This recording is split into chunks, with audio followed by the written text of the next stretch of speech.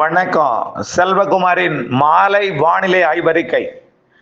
அதிகாரப்பூர்வ வானிலை அறிக்கைக்கு இந்திய வானிலை ஆராய்ச்சித்துறை அறிக்கையை பார்க்கவும். 2026 மார்ச் 3 செவ்வாய்க்கிழமை மாலை ஆய்வறிக்கை.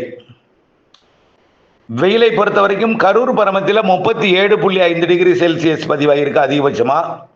குறைந்தபட்சமா திருத்தணியில 18.5 டிகிரி செல்சியஸ். திருத்தணியில சமவெளி பகுதியில் 18.5 டிகிரி குறைந்தபட்சம், அதிகபட்சம் கரூர் பரமத்தி 37.5. கொடைக்கானல்ல 7.2 தான், மலைப்பகுதிகளில் 7.2 தான் குறைந்தபட்ச வெப்பம் பதிவாயிருக்கு. அப்போ இரவு நேரத்தில் குளிர் நிலவுகிறது. இந்த குளிர் தொடர்ந்து இருந்து கொண்டுதான் இருக்கும். நள்ளிரவுக்கு பிறகு அதிகாலை காலை நேரத்தில் குளிர் நிலவும். பிறகு படிப்படியாக வெப்பம் அதிகரிக்கும். உச்சபட்ச வெப்பம் கடலோரத்தில் மதியம் 2:30 மணிக்கும், உள்ளே அப்படியே 3:30 4:30 மணிக்கும் உள்ளே அதிகமாக வெப்பத்தை காட்டும். ஈரோடு போன்ற பகுதிகள், கரூர் பரமத்தி போன்ற பகுதிகளுக்கெல்லாம் வெப்பம், உச்சபட்ச வெப்பம் என்பது 3 மணிலேருந்து 4 மணி வரைக்கும் அந்த நேரத்தில் தான் அதிகபட்ச வெப்பத்தை கொண்டு வரும். இது வரக்கூடிய 8ஆம் தேதி வரை இந்த வெப்பம் நிலவும். 8ஆம் தேதி வரை இரவு நேரத்தில் குளிரும், பகல் நேரத்தில் அதிகபட்சம் 100 டிகிரியை தாண்டாது.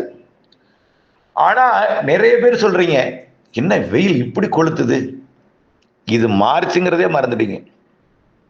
மார்ச் சில ஆண்டுகள் பிப்ரவரியிலே வெயில் கொளுத்தி இருக்கு. மார்ச் இது சராசரி வெப்பம் தான். இது கொடைக்கானல்ல குறைந்தபட்ச வெப்பநிலை 7 டிகிரி பதிவாயிருக்கு.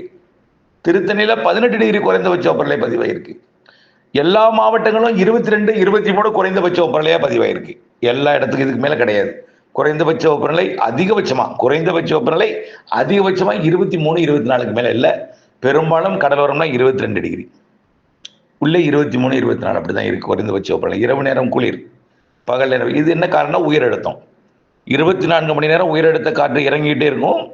இரவில் வரும்பொழுது அது குளிர்ந்த வானிலையை கொடுக்கும். அதே உயரழுத்தம் வெப்பமடைந்த அந்த காற்று மேற்கே போய் அனலை கொடுக்கும். இது 8ஆம் தேதி வரைக்கும் தான். 9ஆம் தேதியிலிருந்து வெப்பம் குறையும்.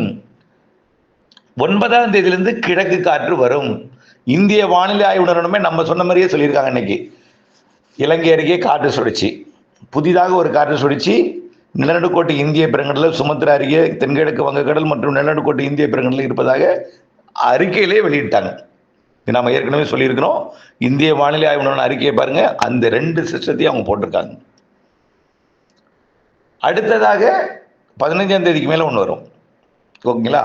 ஓகே, இவை எல்லாம் எந்த இடத்தில் அமையும், இரு காற்று இணைவை எங்கே ஏற்படுத்தும் அப்படிங்கிறத பொறுத்து தான் மழை இருக்கு. ஆனால் இப்போதைக்கு இப்போ இருக்கக்கூடிய இலங்கை அருகே இருக்கக்கூடிய இந்த காற்று சுழற்சியால மழை இருக்காது. மேகமூட்டம் ஏற்படும். நாளைக்கு நாளை மறுநாள் மேகமூட்டம் வரும், ஆனால் மழை இருக்காது. மேற்கு தொடர்ச்சி மலையில கொஞ்சம் கூடுதல் மேகமூட்டம் இருக்கும். கேரளாவில் மழை இருக்கும். அடுத்த நிகழ்வு 8ஆம் தேதியிலிருந்து நன்றாக கிழக்கு காற்று ஏறி வெப்பத்தை தணிக்கும். உயரழுத்தம் விலகி இருக்கும். உயரழுத்தம் தான் இரவுல குளிரும் பகல்ல வெயிலும் கொடுக்கிறது. ஆனா கிழக்கு காற்று வந்ததுன்னா சீரா இருக்கும். அந்த 25 டிகிரியாவே இருக்கும். அதிகபட்சம் 25, குறைஞ்சபட்சம் 25, அதிகபட்சமா 34 35க்குள்ளதான் இருக்கும் செல்சியஸ்ல. ஆகவே வெப்பம் 8ஆம் தேதிக்கு மேல குறையும். அப்படியே படிப்படியே சூரியன் குத்துக்கத்து நிலநடுக்கோட்டுக்கு வந்துட்டு இருக்கு. ஆனா அந்த நேரத்தில் அதிகரிக்க வேண்டிய நேரத்தில் குறையுதுன்னா, அப்போ குறைந்த அடுத்த காற்று சுழற்சி காரணமா கிழக்கு காற்று தமிழ்நாட்டில் 8ஆம் தேதிக்கு மேல 9ஆம் தேதியிலிருந்து ஏறப்போகுது. அது மாத இறுதி வரைக்கும் கொஞ்சம் குறைஞ்சுதான் இருக்கும் வெப்பம். 2வது 3வது வாரம் 9ஆம் தேதியிலிருந்து 20ஆம் தேதி 21ஆம் தேதி வரைக்கும் வெப்பம் தணிந்திருக்கும். 100 டிகிரிக்கு மேல போகாது. கிழக்கு காற்று வரும். கொஞ்சம் புழுக்கம் நிலவும். அனல் வெப்பம் இல்லாமல் வியர்வையை கொடுக்கக்கூடிய வானிலை இருக்கும்.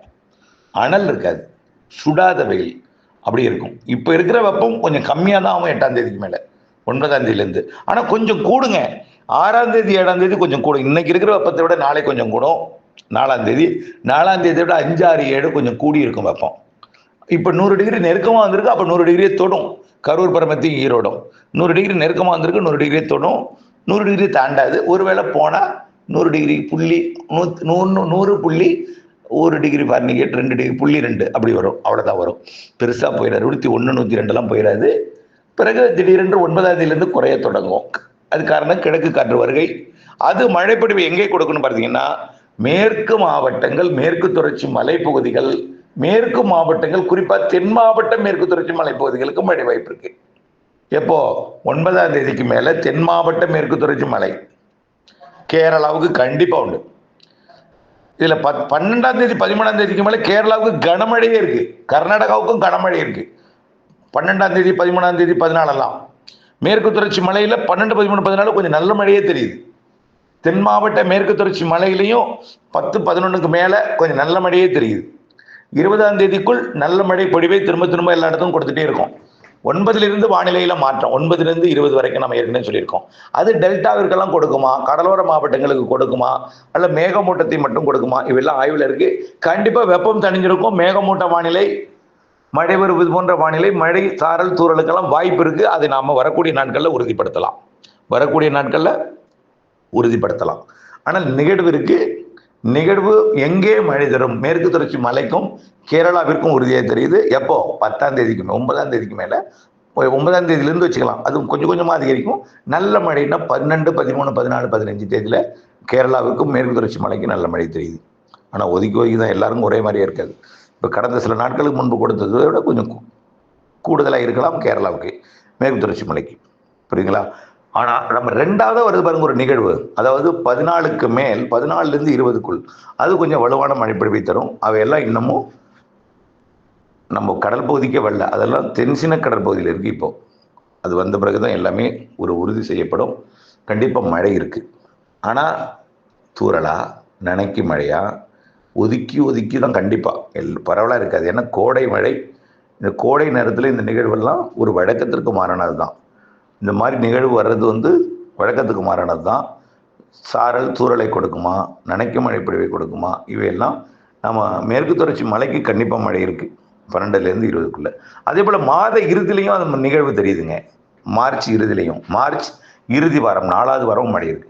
ஏப்ரல் மே வெயில் கொஞ்சம் கூடி 104க்கு மேலே போகாமல் 100லேருந்து 101க்குள்ள இந்த அதிகபட்ச வெப்பம் எல்லா இடத்துக்கும் 104ன்னு சொல்லலை, தெரியுதுங்களா? கடலோர மாவட்டங்களுக்கு எப்பயாவது 100 எட்டுமாங்கிறது சொல்ல முடியாது, 100 நெருங்கும், அப்படிதான் சொல்லணும். உள்ள 104 வரைக்கும் போகலாம், 102 103 என்னைக்காவது ஒரு நாள் 104 போகும். அந்த கரூர் ஈரோடுலாம் அது எப்போதும் இருக்காது.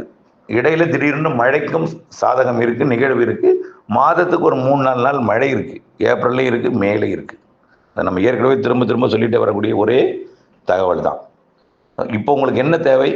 வரக்கூடிய 8லிருந்து 20ஆம் தேதிக்குள்ள உள்ள நிகழ்வு எங்கே மழை தரும், அதுதான் ஆய்வில் இருக்கு. தொடர்ந்து இணைந்திருங்கள். அப்டேட் சொல்லுங்கள். நன்றி.